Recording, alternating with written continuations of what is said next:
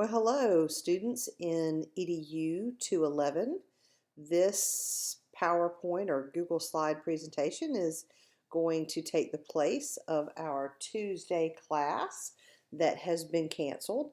And then there are a couple of tasks that you will need to complete to take the place of our course. But welcome, welcome. I hope you're safe and dry. Obviously, there's nothing going on yet if you are watching this before Thursday.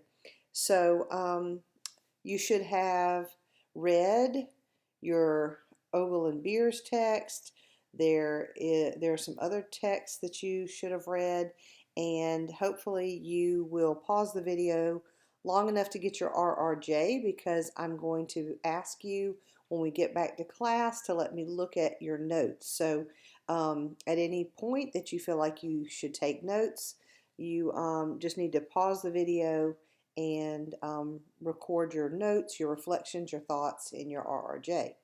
So, so there's a picture. Hopefully you have your RRJ handy, and you're going to turn to the first clean page, or actually not just yet. We're going to review really briefly, because last week we talked about the importance of teacher talk, or really the lack of it, and giving our students more opportunities to talk instead of doing all of the talking. We also talked about what IRE is, and that is initiation, response, and evaluation. Basically, that's where the teacher initiates a response. She pretty much already knows what you're going to say, and then she evaluates your response. And that's what we don't want to see as much of. We want to see more open-ended conversations in our classrooms. So again, IRE stands for Initiation, Response, Evaluation. We also talked about the importance of read aloud, and how that's one of the most important things you can do as a teacher. Certainly when you become parents, or it's the most important thing that parents can do also. One of the reasons why we read aloud is because it builds some of the very important foundational skills that children need to become readers themselves. It introduces vocabulary.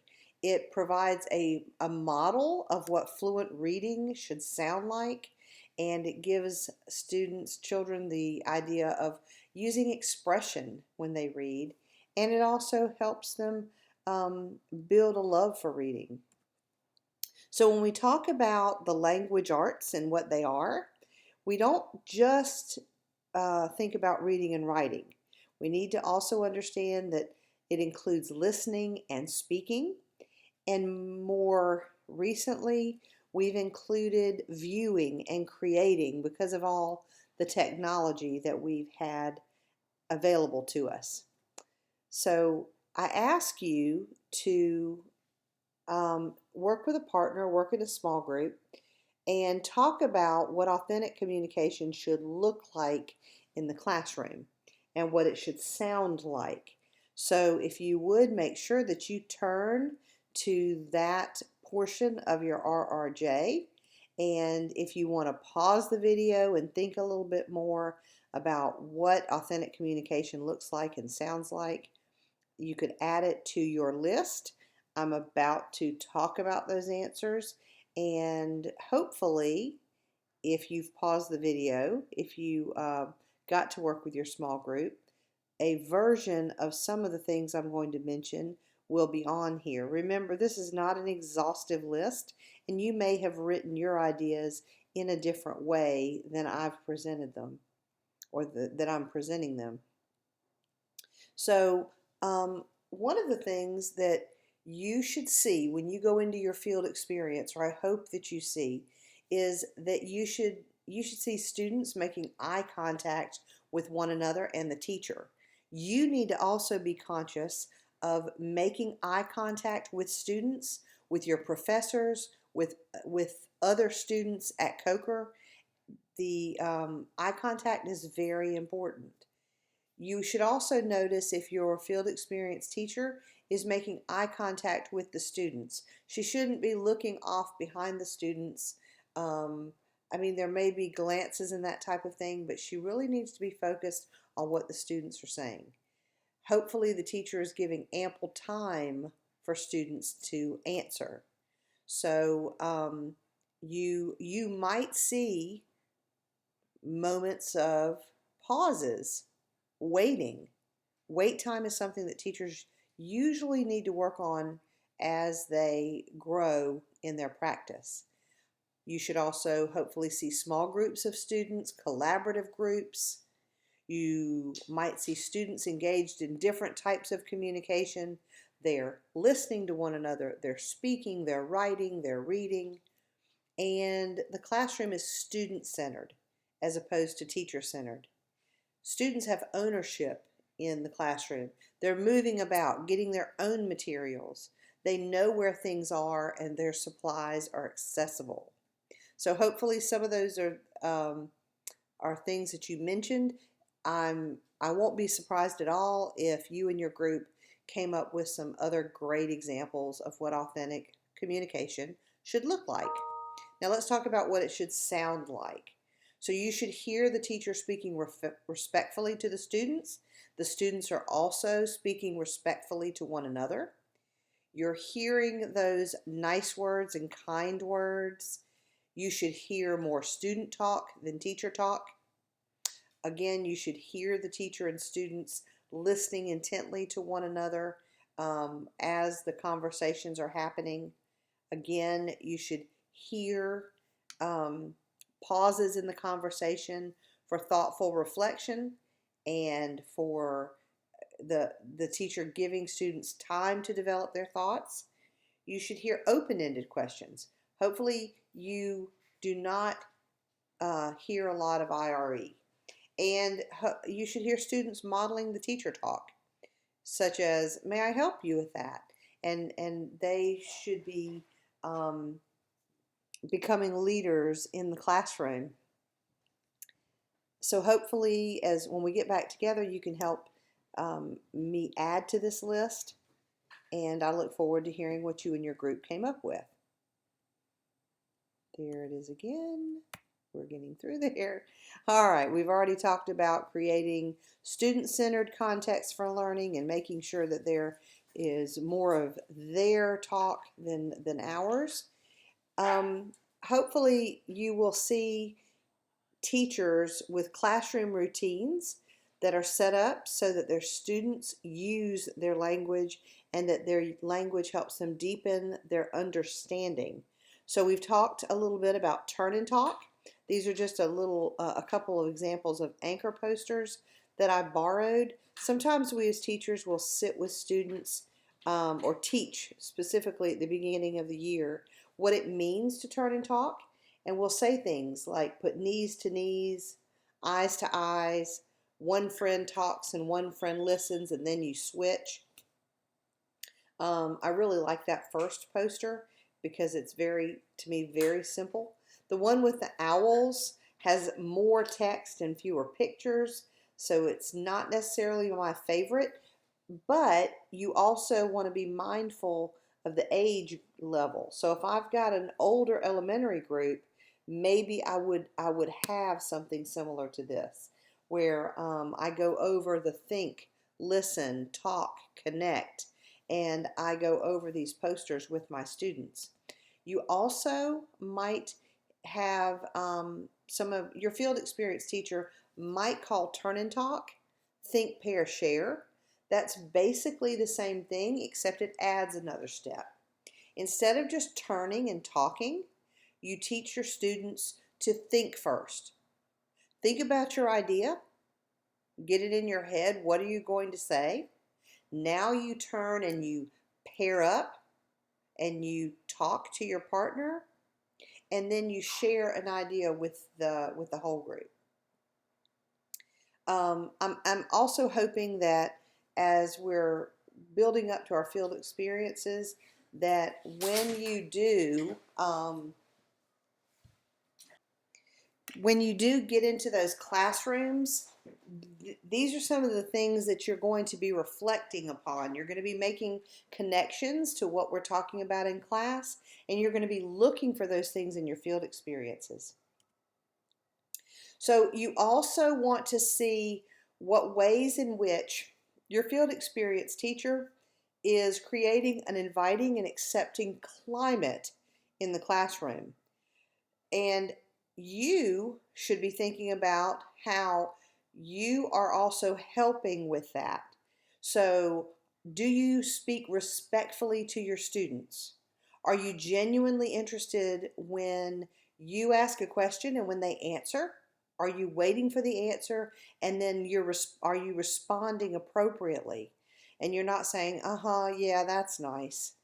That you want to be able to make sure you're making eye contact and you're listening and responding, but you're also giving them time. You're not trying to rush them through their answers, because we want to serve as models for what good conversation looks like. So here are a few phrases that you might use, and I really suggest that you write these down in your RRJ. Take your RRJ with you to your field experience and then try them out. See which ones feel most natural. You might not use these every single day, but you're going to sit down with a child. If you walk in and they're having independent reading, you need to, instead of sitting on the sidelines, you need to find a student, sit down, and just ask that student, what are you doing as a reader today? Or, would you tell me about your favorite part of the story? Do any of the characters remind you of someone you know? What do you think about this book so far? So, when you sit down with a student during independent reading, which we're going to get into and talk about when we talk about reading workshop, but it is not about listening to them read to you. It is about talking about books and asking them to help guide you as the reader and let you into their world. Okay?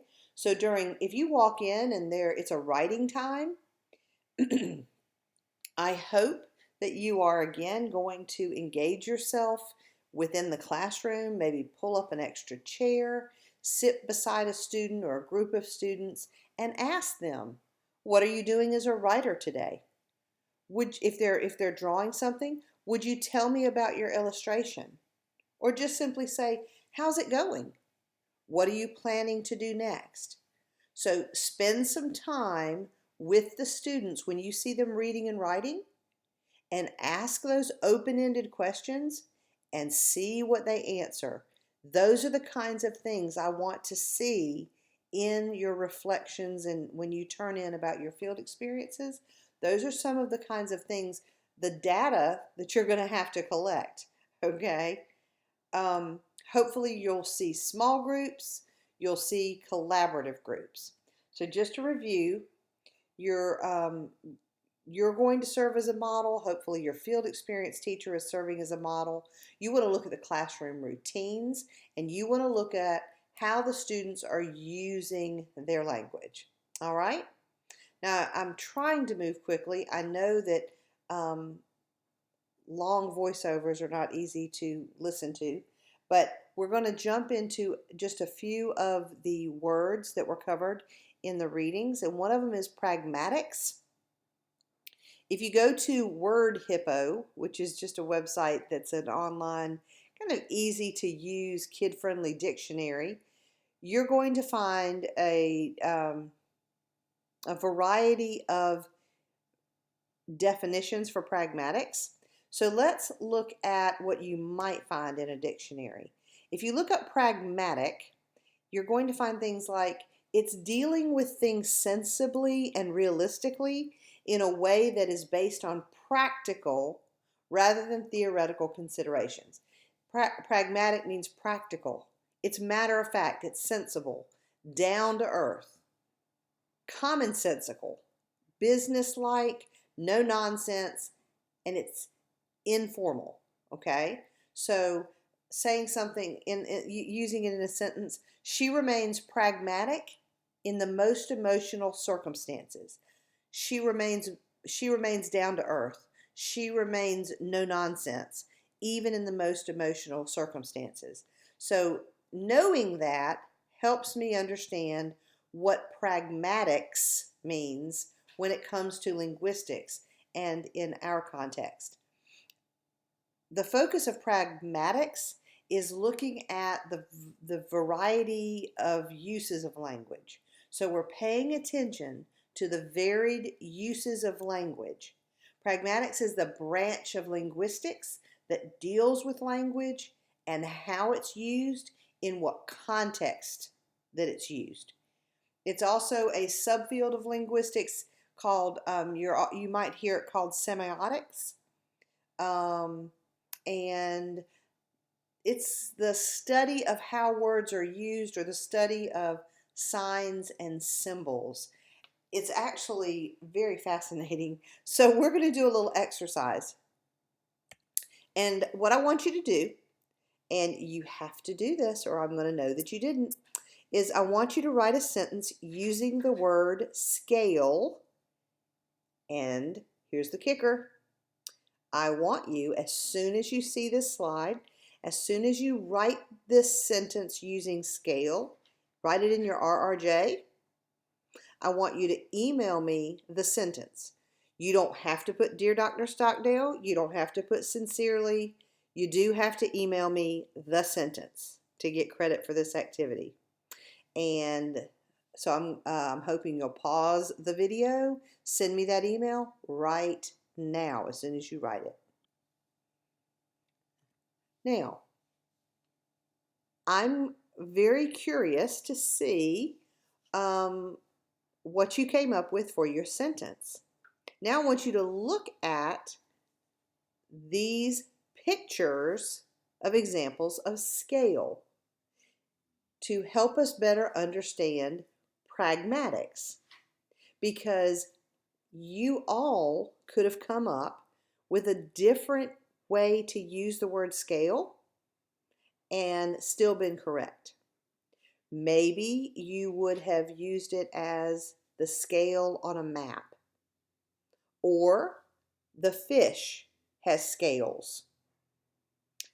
The guy in the jogging pants is scaling, which also means a wall. I watch him, we see him scaling the wall. There are some scales of justice that we often see associated with judges and liberty and that kind of thing. The dreaded scale that tells us how much we weigh. Some of us don't like that picture. And then a musical scale. So thinking about back to pragmatics, it's really important to understand that words have very many different uses depending on their context. One of the ideas that our authors talk about is the important aspects of language study. Why do we even study language? Well, we're social beings, and communicating helps us connect with others. We're social beings who want to connect, and we want to communicate with one another. And so what we're going to do is dig deeply into these 5 foundations of reading. We're only going to start with one today, but I want to talk about them. So on a separate page, I need you to label in your RRJ the 5 foundations of reading, and I need you to write down these 5 definitions. I'll read them for you, and then you can pause the video and copy these into your RRJ. Phonemic awareness. It is the ability to hear, decipher, and manipulate sounds in the English language, or whatever language is your language.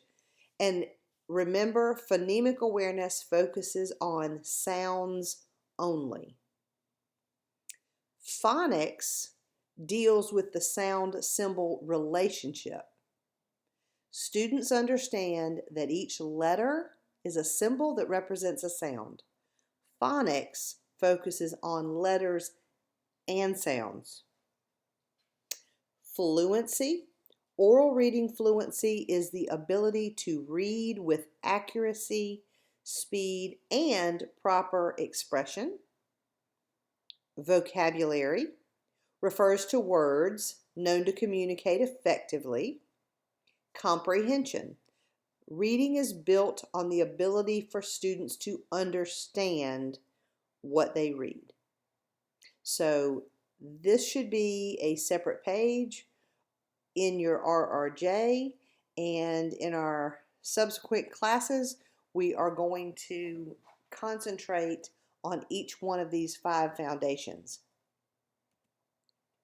We're going to begin with phonological and phonemic awareness only with a broad understanding, and then I'm going to assign a task for you. But phonological awareness is a big umbrella skill that includes identifying and manipulating units of oral language. So it's parts such as words, syllables. We'll learn about what onsets are and rhymes. It's children who have phonological awareness are able to identify and make oral rhymes. Remember, we're not reading anything. We're not looking at letters. Phonological awareness, phonemic awareness is listening to the sounds and making sounds. Children can clap out the number of syllables in a word. They can recognize words with the same initial sounds like money and mother. So if I were to ask a child, do money and mother start with the same sound? They should, at their correct stage of development, they should be able to say yes. Phonology is just the science of the speech sounds. So it's in everything from history of sounds, theories and the changes in the language, or theories of related languages. So I just wanted to finish up with the building blocks of phonemic awareness.